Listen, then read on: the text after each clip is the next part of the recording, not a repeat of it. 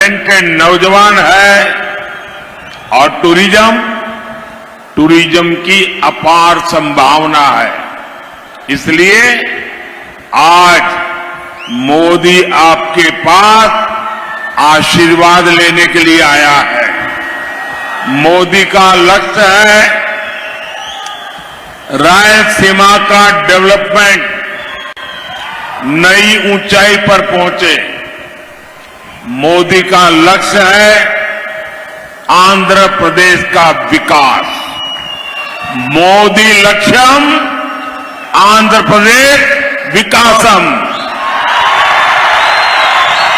సోదరి సోదరులారా, రాయలసీమలో ఎన్నో సమస్యలు ఉన్నాయి. ఆ సమస్యలకి హద్దే లేదు. ఇక్కడ గనులు ఉన్నాయి మరియు ఖనిజాలు ఉన్నాయి. ఇక్కడ భవ్యమైన దివ్యమైన దేవాలయాలు ఉన్నాయి. ఇక్కడ కష్టపడి పనిచేసే రైతులున్నారు, ప్రతిభావంతమైన యువకులు ఉన్నారు. మరి పర్యాటక కేంద్రాలకి అవకాశాలు ఎన్నో ఉన్నాయి.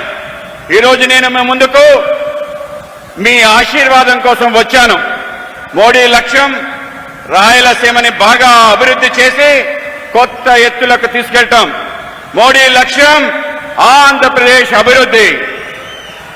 साथियों, आप सभी ने दशकों तक दूसरों पर भरोसा किया, लेकिन आपको क्या मिला? यहां डेवलपमेंट नहीं हुआ, यहां सिंचाई की सुविधा नहीं है, यहां इंडस्ट्री नहीं है, यहां किसान परेशान है, यहां नौजवानों को काम के लिए दूसरे शहरों में जाना पड़ता है। आप मुझे बताइए, ये हालात बदलने चाहिए या नहीं? तो आपको क्या करना पड़ेगा? आंध्र प्रदेश में डबल इंजन सरकार, आंध्र प्रदेश లో కూడా డబుల్ ఇంజన్ సర్కార్ రావాలి. మిత్రులారా, మీరంతా దశాబ్దాలుగా అనేక మందిని విశ్వాసంలో ఉంచారు. రాయలసీమ ఆంధ్రప్రదేశ్కు అనేక మంది ముఖ్యమంత్రులను ఇచ్చింది. ఇచ్చారా లేదా? కానీ మీరు ఏమి పొందారు? ఇక్కడ అభివృద్ధి జరగనే లేదు. ఇక్కడ సాగునీటి సంబంధించిన సౌకర్యమే లేదు. ఇక్కడ పరిశ్రమలు లేవు. ఇక్కడ రైతులు ఆందోళనతో ఉన్నారు. ఇక్కడ ఉద్యోగాల కోసం ఇంకొక నగరాలు వలస వెళ్లాల్సిన పరిస్థితి ఏర్పడింది. మీరు నాకు చెప్పండి, ఈ పరిస్థితి మార్చాలా వద్దా? అయితే మీరేం చేయాలి? ఆంధ్రప్రదేశ్ లో కూడా డబుల్ ఇంజన్ సర్కార్ తీసుకురావాలి. साथियों, आंध्र प्रदेश की जनता ने बड़ी उम्मीदों के साथ वाईएसआर कांग्रेस सरकार बनाई थी, लेकिन इन्होंने आपके साथ विश्वासघात किया। वाईएसआर कांग्रेस ने यहां गरीबों का नहीं, माफिया का विकास किया।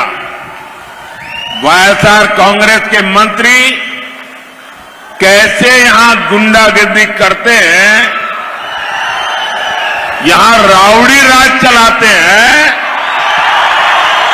वो सबके सामने है। मैं तो हैरान हूं, जिस सैन माफिया के कारण अन्नामैया डैम टूट गया, 25-30 गांवों को नुकसान हुआ, दर्जनों लोगों की जान गई, ये से माफिया को यहां की सरकार बढ़ावा देती है। मैं ऐसे हर माफिया को कहूंगा, वाईएसआर कांग्रेस गवर्नमेंट जाने का काउंटडाउन शुरू हो चुका है। एनडीए सरकार यहां के हर माफिया का इलाज करेगी, पक्का ट्रीटमेंट करेगी।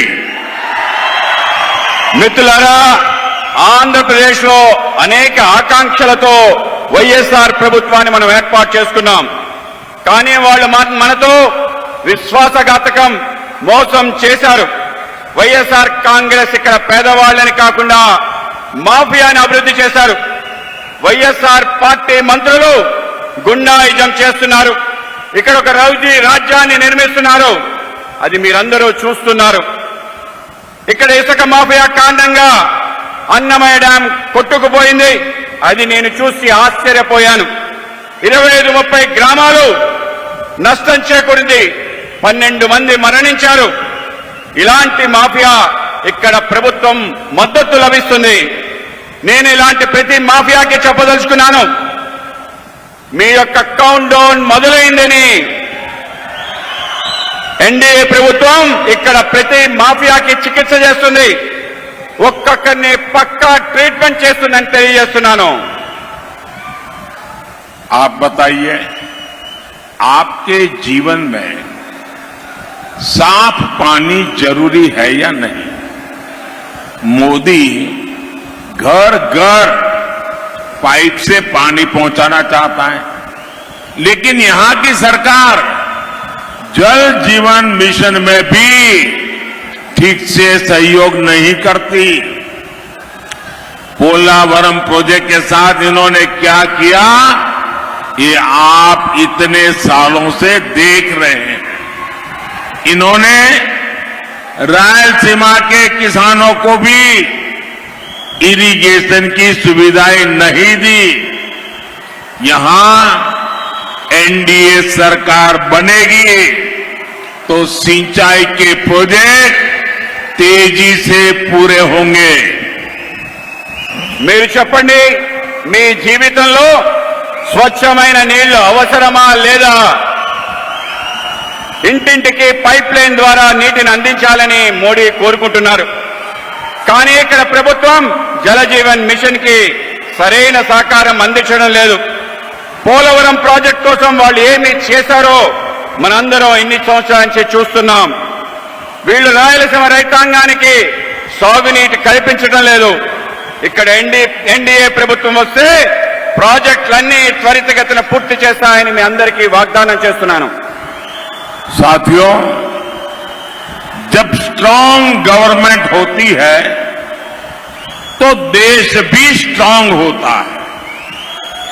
आज भारत स्ट्रांग है कि नहीं है? यहां से तो बहुत सारे साथी गल्फ के देशों में है। गल्फ के देशों में भारतीयों की आज रिस्पेक्ट बढ़ी है कि नहीं बढ़ी है? वहां किसी भी साथी को प्रॉब्लम होती है तो मोदी सॉल्व करता है। अभी कतर में हमारे साथी फंस गए थे। 10 साल पहले वाली कांग्रेस सरकार होती तो उनका बचना मुश्किल था, लेकिन हम उन साथियों को सुरक्षित वापस लाए। ऐसा क्यों हुआ?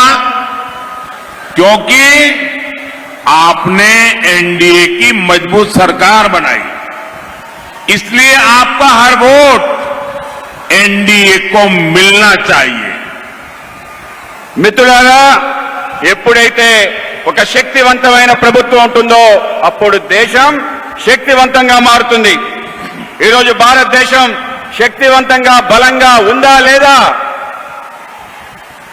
ఇక్కడి నుంచి అనేక మంది మిత్రులు మిడిల్ ఈస్ట్, గల్ఫ్ లో ఉన్నారు. గల్ఫ్ లో నివసిస్తున్న భారతీయులకు ఇప్పుడు గౌరవం పెరిగిందా లేదా?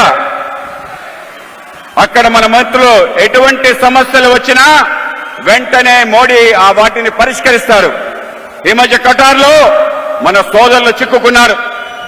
ఒకవేళ 10 సంవత్సరాల క్రితం కాంగ్రెస్ ప్రభుత్వం ఇప్పుడు ఉంటే వాళ్లను రక్షించడం చాలా కష్టమయ్యేది.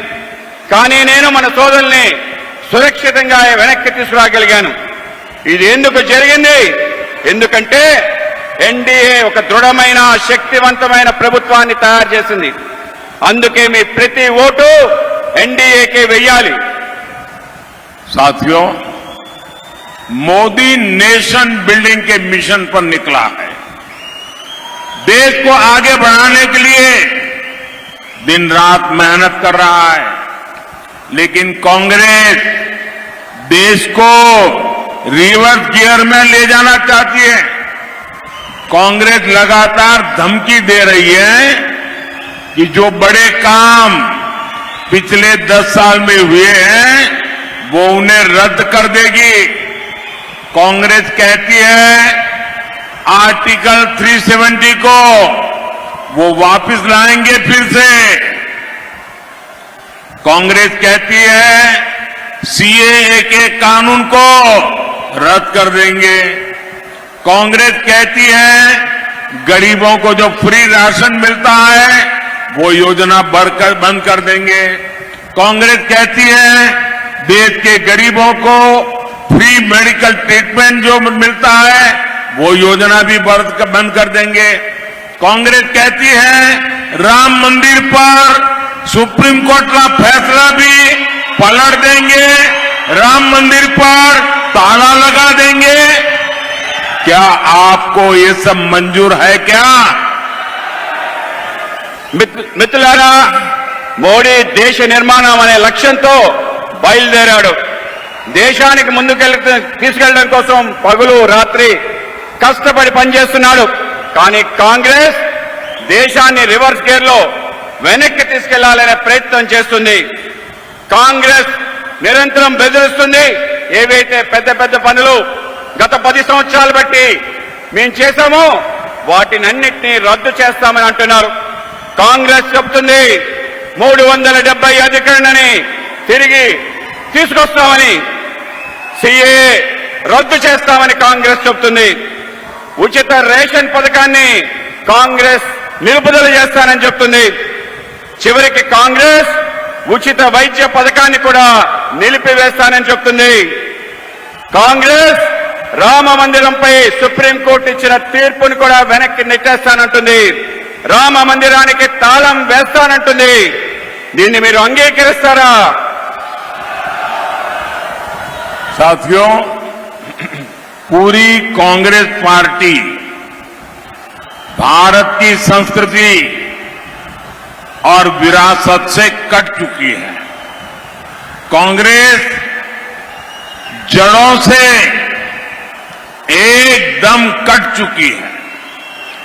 कांग्रेस के मन में हमेशा विभाजनकारी सोच रहती है। कांग्रेस का माइंडसेट ही देश को टुकड़ों में देखने का हो गया है और इसलिए ही कांग्रेस के नेता कभी भारत को एक राष्ट्र मानने से इनकार करते हैं तो कभी देश को बांटने की बात करते हैं। आज कांग्रेस के एक और बड़े नेता ने फिर कांग्रेस की विभाजनकारी सोच का प्रदर्शन किया।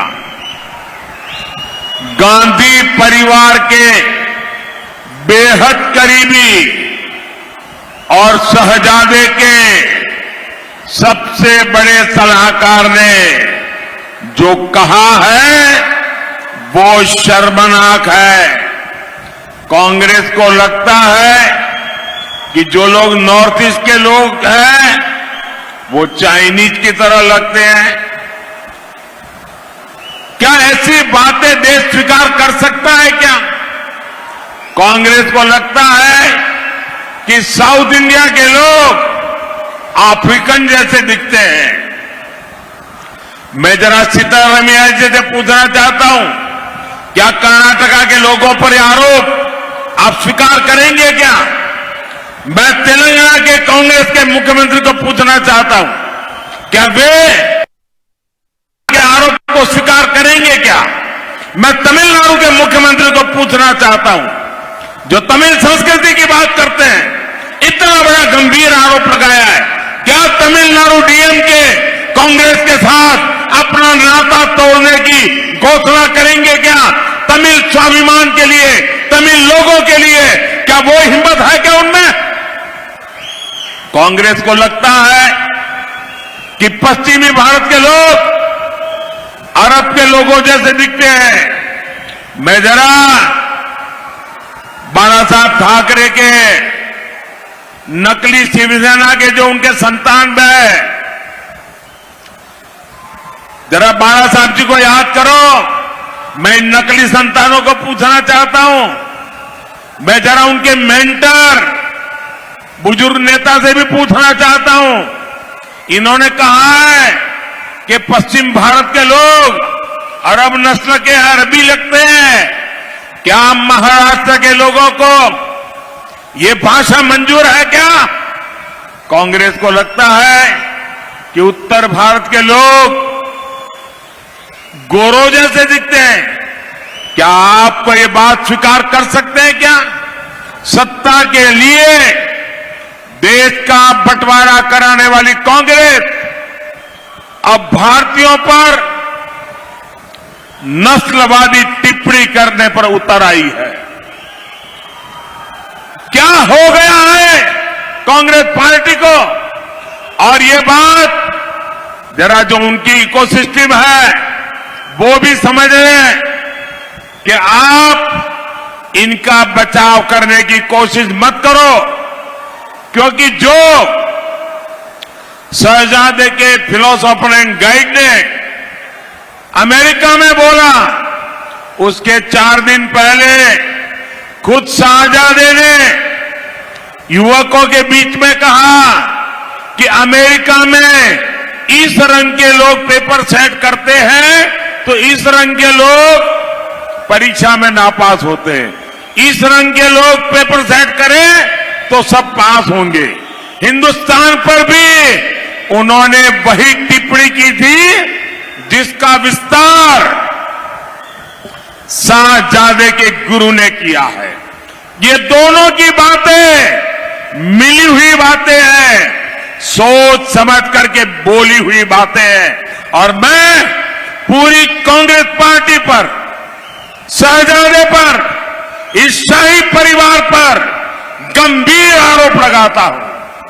अरे मुद्दे नहीं है तो कम से कम हम भारतीयों का मखौल मत उड़ाओ। तीसरे फेज में घुटने टेकने की बौखलाहट में ये लोग कुछ भी कहे जा रहे हैं, लेकिन देश कांग्रेस की एक एक विभाजनकारी बात को सुन रहा है, समझ रहा है। क्या आप ऐसी सोच वाली कांग्रेस को, देशवासियों के भी मैं कहना चाहता हूं, सिर्फ मैं आंध्र में नहीं कह रहा हूं, मैं देश के जहां जहां चुनाव बाकी है सभी देशवासियों को कहना चाहता हूं, ऐसा गुनाह करने वाली कांग्रेस को बख्शा नहीं जाना चाहिए, उनको सजा होनी चाहिए। కాంగ్రెస్ ఈ దేశం యొక్క వారసత్వాన్ని తొలగించాలని చెప్పి, ఈ దేశాన్ని ముక్కలు ముక్కలు చేయాలని చెప్పి ఒక ఆలోచన చేస్తుంది. కాంగ్రెస్ ఈ దేశం యొక్క విభజనకి మూలాలని తీసివేయాలి, తొలగించాలనే ప్రయత్నం చేస్తుంది.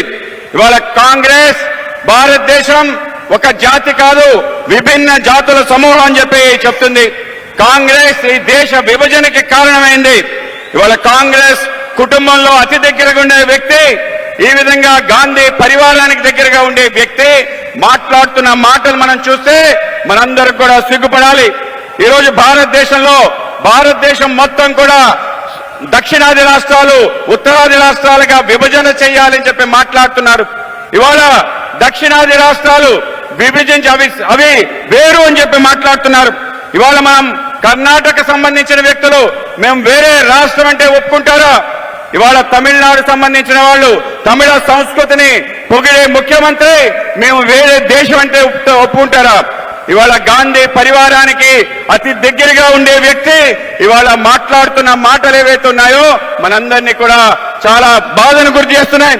ఇవాళ బాల్ ఠాకరే గారు సంబంధించిన ఏదైతే అతి దగ్గర సంస్థలు ఉన్నాయో ఆ పార్టీకి సంబంధించిన పెద్దలు ఎవరైతే ఉన్నారో వాళ్ళ మూలాలకి దూరం అయిపోయి ఇవాళ కాంగ్రెస్ యొక్క భాష ఏదైతుందో ఆ భాషకి వాళ్ళు కూడా వంతపాటం ఏదైతుందో అత్యంత దురదృష్టకరం. ఇవాళ కాంగ్రెస్ పార్టీ కేవలం అధికారం కోసం దేశానికి సంబంధించిన విభజన మరొకసారి తీసుకురావాలని చెప్పి దేశాన్ని ముక్కలు ముక్కలు చేయాలని చెప్పి ఒక ప్రయత్నం చేస్తుంది. ఇది కేవలం మీకే చెప్పడం లేదు, దేశవ్యాప్తంగా ఉన్న అందరికీ కూడా హెచ్చరిక తెలియజేస్తున్నాను.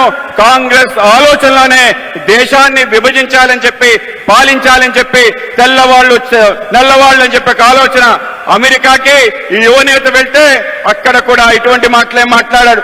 భారతదేశం గౌరవం తగ్గించే విధంగా ప్రయత్నం చేశాడు. కనుక మనందరం కూడా కాంగ్రెస్ పార్టీ యొక్క ఆలోచన పైన జాగ్రత్తగా అప్రమేయంగా ఉండాలి, వాటిని తిప్పికొట్టాలని మీకు తెలియజేస్తున్నాను. साथियों, आज एनडीए सरकार देश में इंडस्ट्रियल कॉरिडोर बनाने पर बल दे रही है. यहां भी देखिए कितने एक्सप्रेसवे बन रहे हैं, चारों तरफ 4 लेन 6 लेन हाईवे बन रहे हैं. नंदियाल एरागुंटला रेलवे लाइन का काम पूरा हो चुका है. नई कडप्पा बेंगलुरु रेलवे लाइन स्वीकृत हो चुकी है. कडप्पा एयरपोर्ट के नए टर्मिनल का निर्माण हो रहा है. आने वाले 5 साल में इंफ्रास्ट्रक्चर के ऐसे हर काम का और विस्तार होगा. बीजेपी ने घोषणा की है कि साउथ में भी बुलेट ट्रेन चलाई जाएगी. आप मुझे बताइए, आंध्र प्रदेश में बुलेट ट्रेन चलनी चाहिए कि नहीं चलनी चाहिए? మిత్రులారా, నేడు దేశంలో పారిశ్రామిక కారిడార్ల నిర్మాణకు ఎన్డీఏ ప్రభుత్వం పెద్దపీట వేస్తుంది. ఇది కూడా చూడండి, దేశంలో అనేక రకాలుగా ఎక్స్ప్రెస్ హైవేలు నిర్మాణం అవుతున్నాయి. అన్ని వైపులా 4 లైన్లు 6 లైన్లు జాతీయ రహదారులు నిర్మాణం అవుతున్నాయి. ఇక్కడ నంద్యాల ఎర్రకుంట్ల రైల్వే లైన్లు పనులు పూర్తయ్యాయి. కడప బెంగళూరు మధ్య కొత్త రైల్వే లైన్ ఆమోదం లభించింది. కడప విమానాశ్రయానికి కొత్త టెర్మినల్ నిర్మాణంలో ఉంది. రాబోయే 5 సంవత్సరాల్లో మౌలిక సదుపాయాల పనులు మరింతగా విస్తరిస్తాయి. బీజేపీ ప్రకటిస్తుంది ఏమిటంటే దక్షిణాది రాష్ట్రాలకు కూడా బుల్లెట్ ట్రైన్ కావాలని. మీరు నాకు చెప్పండి, ఆంధ్రప్రదేశ్ కి బుల్లెట్ ట్రైన్ కావాలా వద్దా? साथियों, रायलसीमा के किसानों का जीवन सिर्फ और सिर्फ एनडीए सरकार ही बदल सकती है. यहां टमाटर बहुत उगाया जाता है. आने वाले 5 साल में हम टमाटर जैसी सब्जियों के लिए स्पेशल स्टोरेज के क्लस्टर बनाने जा रहे हैं. पुलिवेंदुला में बनाना प्रोसेसिंग क्लस्टर से किसानों और नौजवानों को बहुत लाभ हो रहा है. आने वाले 5 सालों में फूड प्रोसेसिंग इंडस्ट्री का विस्तार होगा. इसमें भी एफपीओ यानी फार्मर प्रोड्यूसर ऑर्गेनाइजेशन को मदद दी जाएगी. మిత్రులారా, రాయలసీమలో రైతుల జీవితాన్ని కేవలం ఎన్డీఏ ప్రభుత్వం మార్చగలుగుతుంది. ఇక్కడ టమాటా పంటను విస్తారంగా పండిస్తారు. రాబో 5 సంవత్సరాల్లో మేము టమాటో మరియు ఇతర కూరగాయల కోసం ప్రత్యేక శీతల గిడ్డంగులు క్లస్టర్లను సృష్టించబోతున్నాం. పులివెందుల్లో అరటి పండు ప్రాసెసింగ్ క్లస్టర్ల వల్ల రైతుకు యువతకు లబ్ధి చేకూరుతుంది. రానున్న 5 సంవత్సరాల్లో ఫుడ్ ప్రాసెసింగ్ రంగంలో మరింతగా విస్తరిస్తుంది. ఇందులో కూడా ఎఫ్పిఓ రైతు ఉత్పాదక సంస్థలకు సహకారం అందించబడుతుంది. एनडीए के जितने भी हमारे ये कैंडिडेट हैं, एमएलए का चुनाव भी साथ साथ है. हमारे सभी एमएलए के जो उम्मीदवार हैं, आप सबसे मेरा आग्रह है, इस क्षेत्र के कल्याण के लिए इन सबको विजयी बना करके भेजिए. इनके अलावा राजमपेट लोकसभा सीट से भाजपा प्रत्याशी मेरे मित्र किरण कुमार रेड्डी, चित्तूर लोकसभा सीट से टीडीपी प्रत्याशी प्रसाद राव, तिरुपति लोकसभा सीट से बीजेपी प्रत्याशी वारा प्रसाद राव, कड़प्पा लोकसभा सीट से टीडीपी प्रत्याशी भूपेश रेड्डी, इन मेरे सभी साथियों को जिता करके दिल्ली भेजिए।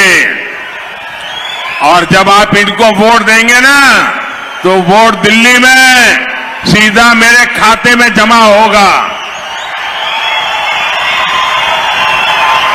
साथियों, ज्यादा से ज्यादा मतदान कराएंगे, ज्यादा से ज्यादा पोलिंग बूथ जीतेंगे। अच्छा, मेरा एक काम करेंगे, घर घर जाइएगा और कहिएगा कि अपने मोदी जी आए थे और मोदी जी ने आप सबको नमस्कार कहा है, मेरा नमस्कार पहुंचा देंगे। बोलिए भारत माता की जय। भारत माता की। बहुत बहुत धन्यवाद। మిత్రులారా, ఎన్డీఏ నుంచి మనకున్న అందరు అభ్యర్థులు ఎమ్మెల్యేగా మీరు ఓటు వేసి పంపించాలని నేను కోరుకుంటున్నాను. వీరితో పాటు రాజంపేట లోక్సభ స్థానానికి బీజేపీ అభ్యర్థిగా నా మిత్రుడు కిరణ్ కుమార్ రెడ్డి గారిని మీరు ఓటు వేయాలి.